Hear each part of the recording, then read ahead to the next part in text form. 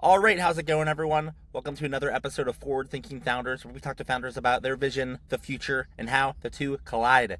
Today, I'm very excited to be talking to Kathleen Turner, who's the founder of Autaly. Welcome to the show. How's it going? Hi, Matt. Thanks so much. I'm out of San Francisco right now, working out of Founders Inc., and it's been really great working with everyone and building Autaly. Love to hear that. What's for people that don't know, what is Founders Inc? Founders Inc. is this incredible VC that backs founders in the AI and hardware space, allowing them to just build prototypes and go to market. Yeah, it's crazy. If there's this like, are they in the Presidio? Is that right? Or what's the? It's like they're near the They're at the Presidio. marina. Yeah, the marina, Fort Mason, the marina. They just essentially own this area of San Francisco. There's these like warehouses, and they have, yeah, we were just talking about it. They have like 3 floors, and it's all these techies building all around, and it's kind of crazy. Yes, it's really cool. And I know right now, like everyone's really bullish to bring manufacturing back to America. And I think these guys are like, this is the epicenter of it. There's people who are actively building. I'm like literally sitting 2 seats away from someone who's like building dirt bikes in the US, and they're really awesome. So, That's really great that's place to be awesome. here. Yep. That's And then with awesome. Audley, starting as a founder in the logistics space, working with 3PLs and like working closely with brands who have, produced stuff in America, I just am really excited to be just kind of in the money edge of all of it. Oh, 100%. Well, let's dive into what you're working on. What is Autoly? Yeah. So Audley is software that allows businesses, right now really focused on logistics businesses, to hook up their data platforms, set billing rules, and then automatically generate invoices. Okay, so I am not in the world of logistics, so I have some like extremely basic questions to wrap my Yeah. head around it. So, give me an example of maybe like a type of company, like maybe a specific company that would use this, and then like maybe what were they doing maybe like before Autoly, excuse me, Mhm. and Yeah. um. And then yeah, how do they use the platform? Like I remember you've told me before, it's like vibe coding their billing, which is kind of wild. Like, can you dive a little bit deeper into this? Yeah, just picture this. You are the owner of a third party logistics business.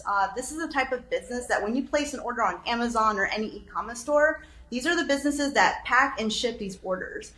It's a $1 trillion market. And as a third party logistics business, you maybe have, one, two, three warehouses, and you have hundreds of people packing those orders every day. And you accumulate costs like packaging costs, shipping costs, and there's a lot of transactions to track. And so a third party logistics business is very interesting because they have to bill their customers after consuming many, many transactions, and they're actually consuming their own cash flow. So they're upfronting the cost of basically running the operations of thousands of goods and physical businesses in America. And they're upfronting it, providing financing through payment terms because it takes them so long to bill. That's before Audley. But with Audley now, with Audley, they could connect directly to their warehouse management systems, any operations data systems, and Audley pulls the data. And using AI, we're able to actually allow people to write in and vibe code their own billing rules. So it could be either the warehouse manager or even like their accounts receivable people, essentially from using spreadsheets, many spreadsheets with lots of pivot tables and thousands of, little Excel like billing rules, functions, to just having streamlined data processing and billing with Audley.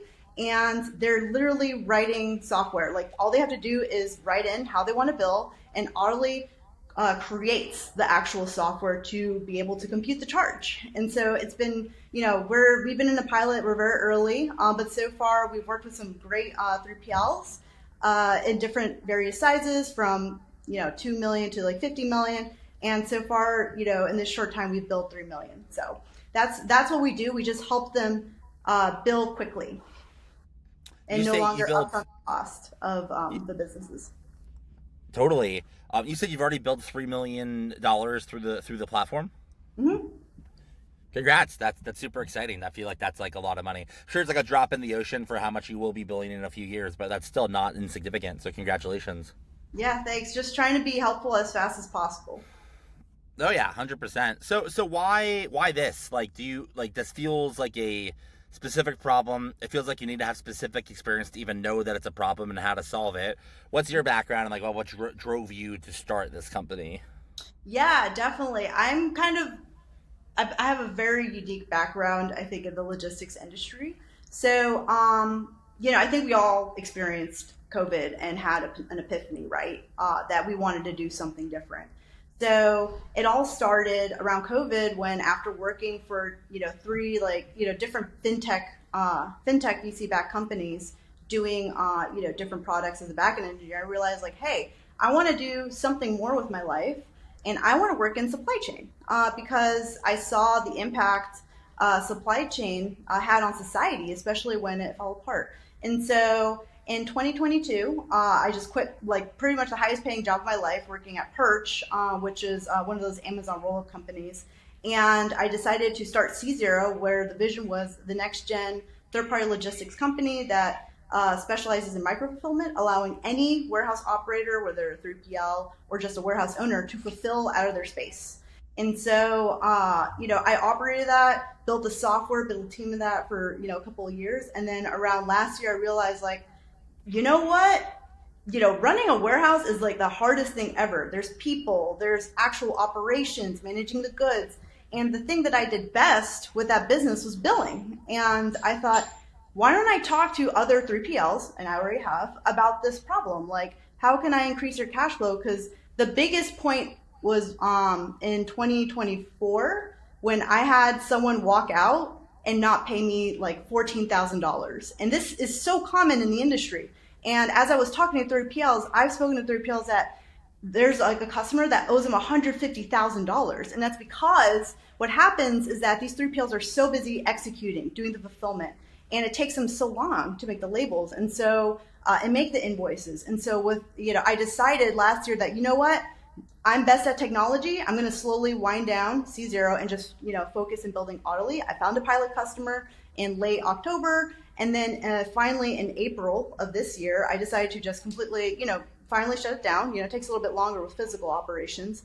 And then just go all in on Autaly. So it's been quite a journey, working in the fintech space, just going all in on an industry that I only had experience through software, starting two fulfillment actually sites, and then finally going into Autaly. So, yeah.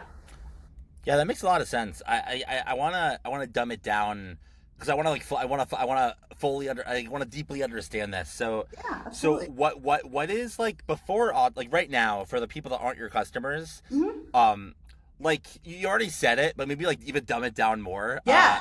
So Like how are imagine, they? Yeah. You like help me understand the historic, just like yeah. how it's working now because I want to understand. Yeah, how does it actually work? How does it all work? Okay, Yeah. so before Audley, okay, you have your WMS. You have some charge rules that you might have put in the WMS. Some of them have them, and they're pretty quite What's good. a Warehouse management WMS? warehouse Okay. management system. It has all. Okay. It tracks all the orders that have been packed and fulfilled from your labor, right? To bill, you need to export into some format like a CSV. Then you take that data, which might have, with different accounts, you're going to end up having tens of thousands of transactions, right? And then in some cases, you're going to actually have to reconciliate with the shipping label providers because sometimes you have additional charges. So what happens is that you have all these Excel files, spreadsheets, CSVs. You bring in other data to account for different charges, right?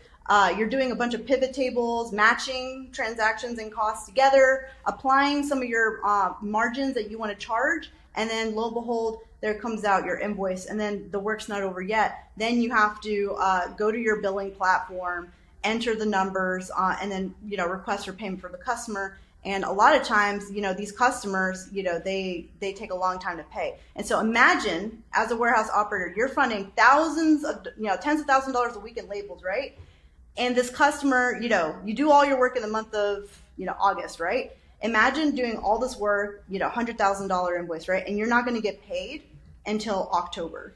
That is the problem that Audley solves, because what Audley does is that every day you're essentially able to bill.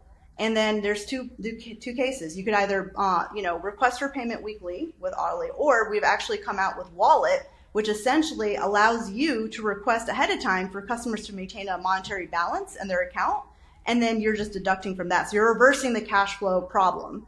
So that's fundamentally the issue we're solving. It's cash flow and just accelerating the rate of, determining billable items and charging. So That makes a lot of sense. mhm. How did you like you so you mentioned that you had some awesome software roles. You decided you wanted to get into the physical world, but how did you even just like first get into tech in the first place? Your first tech role, even like when learning to code, like what brought you into this industry in like the very first place? Maybe the front door that you went through. Yeah, absolutely. So I have a background in math and in science, and briefly before tech, I actually worked in consulting, and I was like the person to do all the data pipelining and analytics work. And so I wrote all the Python and MATLAB scripts to do that. And at the time, I really wanted to focus on environmental consulting. I've always really been passionate and cared about the environment deeply. But I reached a point in my career in my early 20s where I was like, a lot of this work, what I thought it would be impactful, isn't. But what industry does have impact much faster in the way I like it? It's tech. And so that's why in my early 20s, I just pivoted to tech because it's just such a great industry where you could just deliver. It has a bias for action, it has a bias for impact. So I took some skills I had from coding and pretty much just spent days coding in Python, learning about software engineering, completing, any problems, solving data structures and algorithms and things like that. And then I landed my first job shortly after. So, and That tech, yeah. totally. It's like there's a lot of people have a lot of things to say about tech. But the one thing I think everyone can agree on is it has impact. Like you work for the right company, you start the right company, and you impact the world. Hopefully positively, but you impact it in some way, right? So I completely agree, and that's one of the things I love about doing what I do, because it's just like you don't know who's gonna build the next big thing, and everyone wants to build the next big thing and solve a core problem, and it's just so fun, right? It's so fun to be around that energy. Yeah, 100%. And there's so many interesting ways to deliver value in the world. The problem I'm solving, specifically in just logistics alone, because there are a lot of other industries that face this core issue of taking a long time to bill. 2.8 to 4 trillion dollars are locked up in accounts receivable industry. That in the logistics industry. That means that the logistics industry has done all this work, upfront all this cash, and they need a bill or it's waiting to be paid. But it hasn't. So it's just money locked up, but that could be used to help, that could be used by these businesses to accelerate their businesses, to grow, to invest. So I'm really excited to be a part of that. Oh, 100%.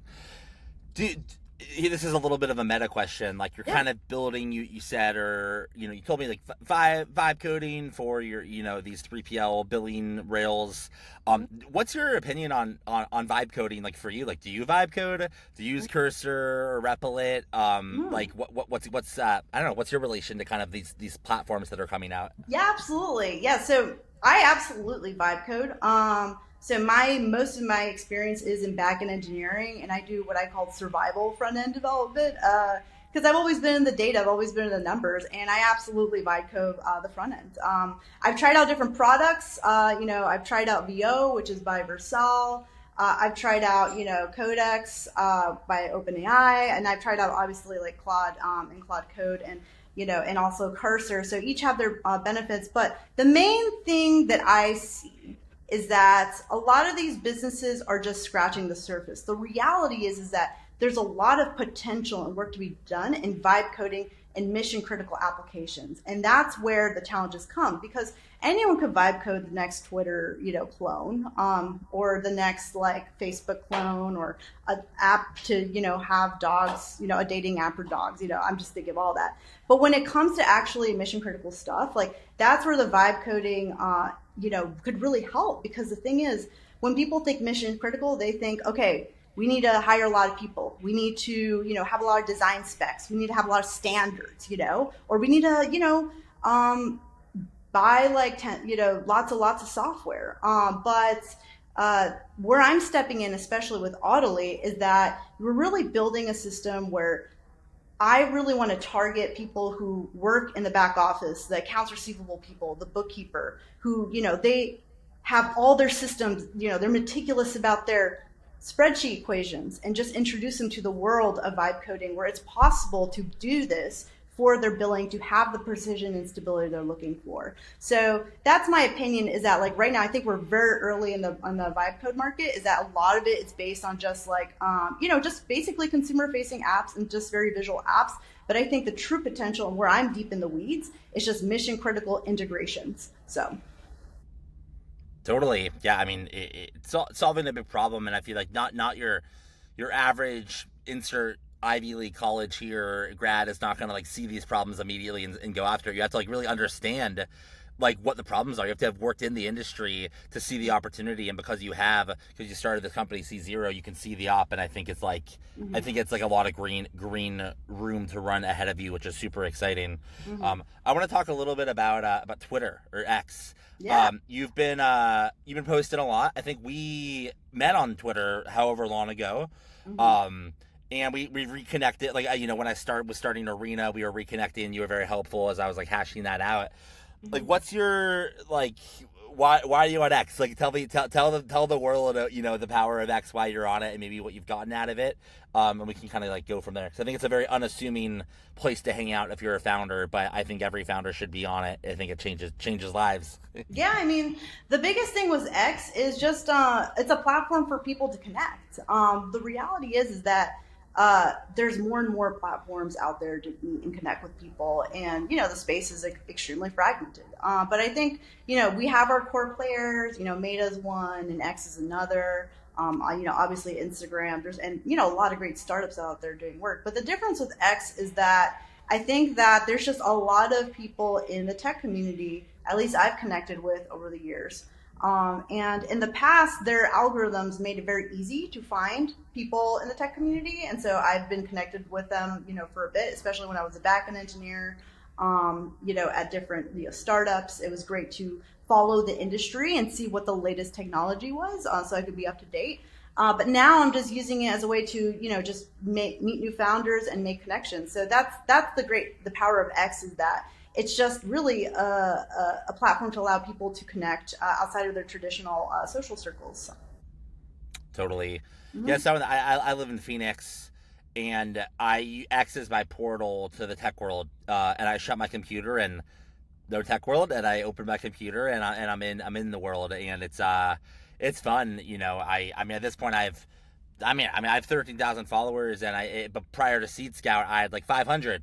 I almost grew the following while building that company, which has been interesting, because now I'm starting something again, and I'm not, I have this following, and you're growing your following, and I just think it's such an asset for a founder, if they're open to trying it out. Yeah, for sure. And, the thing is, you're growing because you're providing value. Like, you have a lot of insight into the tech world, and you understand, funding, you understand VCs, and most importantly, you understand founders. And so, like, the reality is that being a founder is extremely high risk. And X is one of the few platforms where also another benefit. I feel that people could be real. Of course, there's a lot of people who do virtual signaling and just like, everything is fine and good. But like for some founders are like actively building and just like are all about speed, you could just really find some true realness on this app. Completely agree. Completely agree. So when I was kind of in my grind zone building Publoft or Seed Scout, I feel like I didn't have many other like hobbies. I think I played Ultimate Frisbee every so often, and I did some things, but I was really locked in. I'm kind of curious, but like in hindsight, I kind of wish I had just like something to do that wasn't work. So when I needed when I just needed to like not do work, right, for like once every 2 weeks or whatever. Yeah.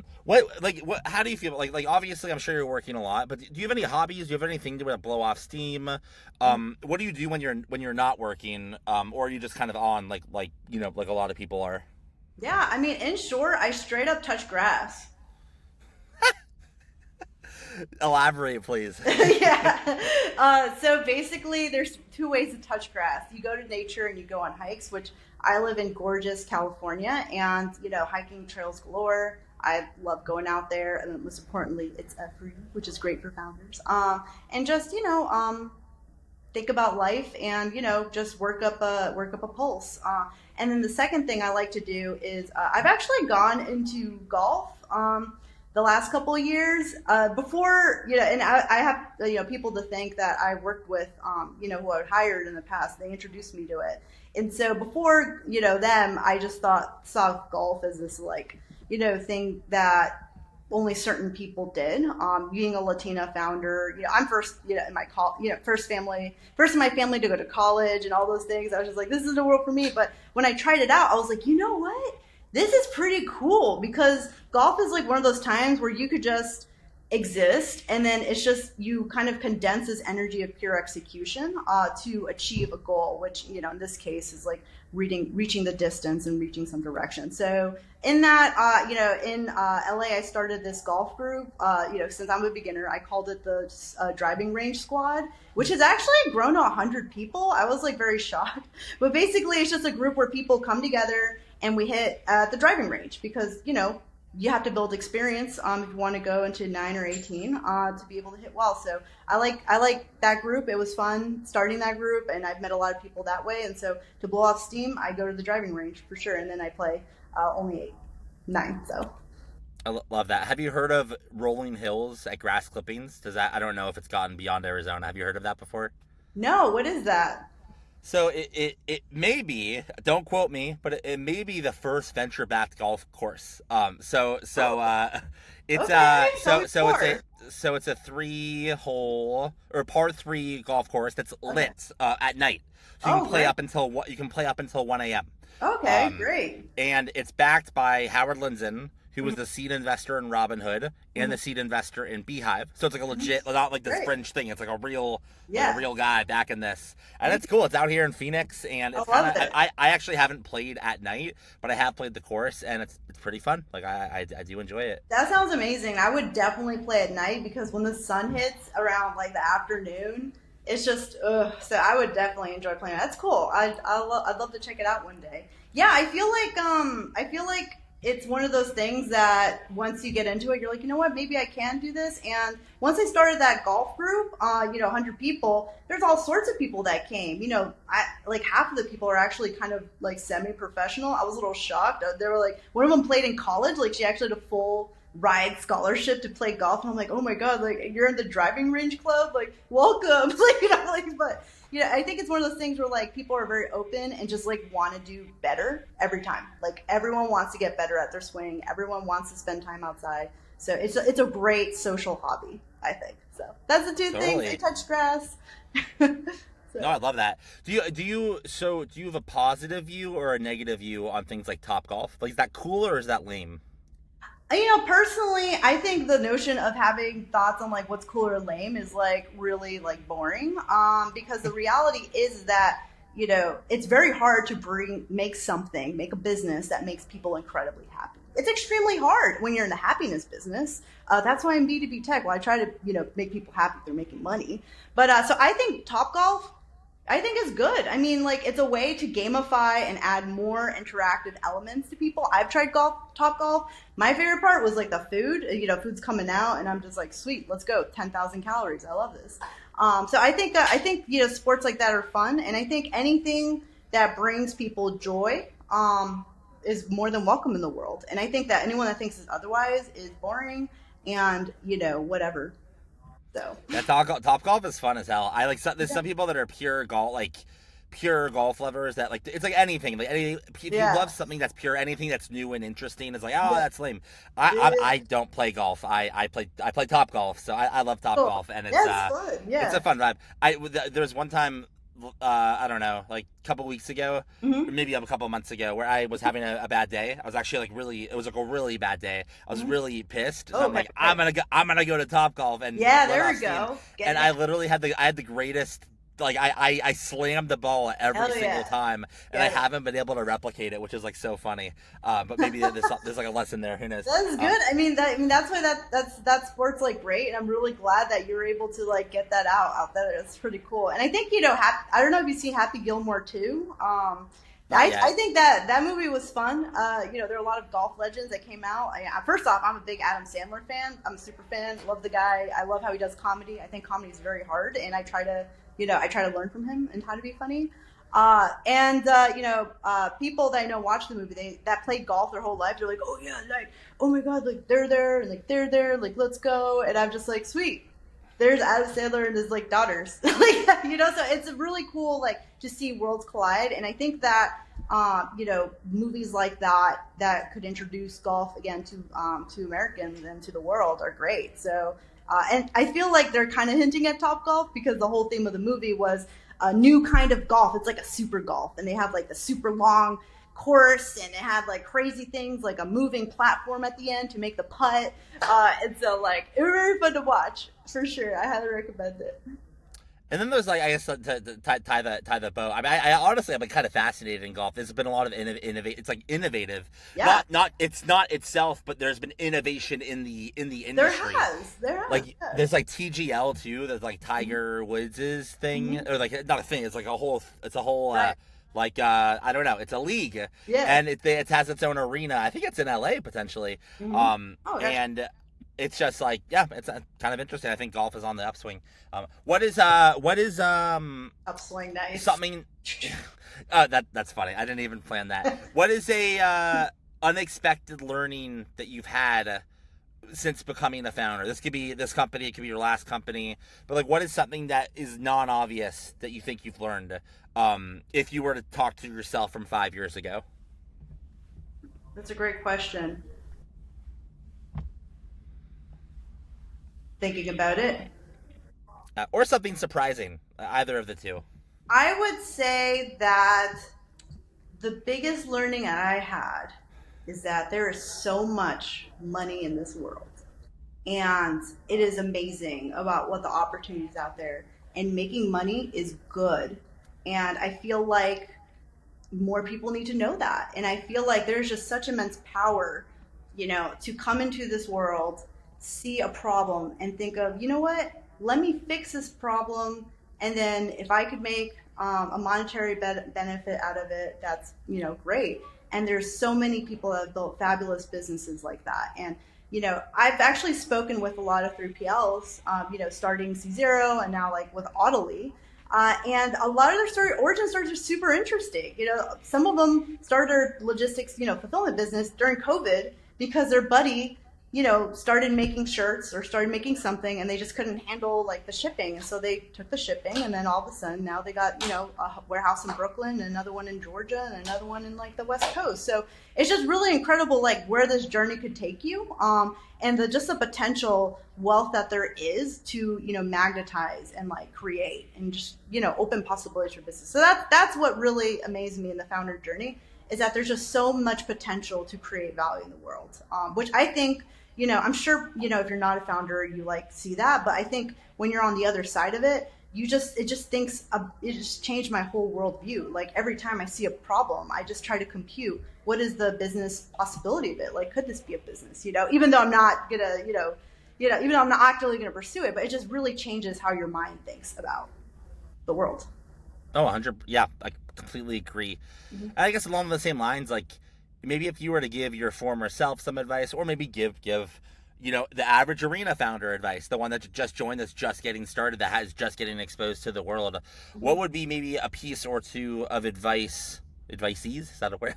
What is some advice you would give to someone just getting into this world as a founder that you think would benefit maybe like a newbie who's just getting exposed? I would say listen to your gut, but be very smart and learn as much as you can as fast as possible. And the reason for that is, and make decisions quickly and stick to them. Because I feel like early in my journey, just being a bookish like back-end engineer, very technical, I really relied on like this notion of like authority. And so I took a lot of advice from like, some people in business for some respects. And, I remember this one point where I was like talking with someone. I said, this guy I hired, because I thought I had needed a product manager. I didn't, but I thought I did because that's what I've seen working at different startups. And I felt, he's not executing like he should be. And I'm like, is it me? I wasn't sure. And I remember talking to that person, someone who they were a VC person, and they were like, no, you know what? Like a business is better when the founder, isn't actively managing the employees, and then they could focus on X, Y, Z. And I was like, okay, I'll listen.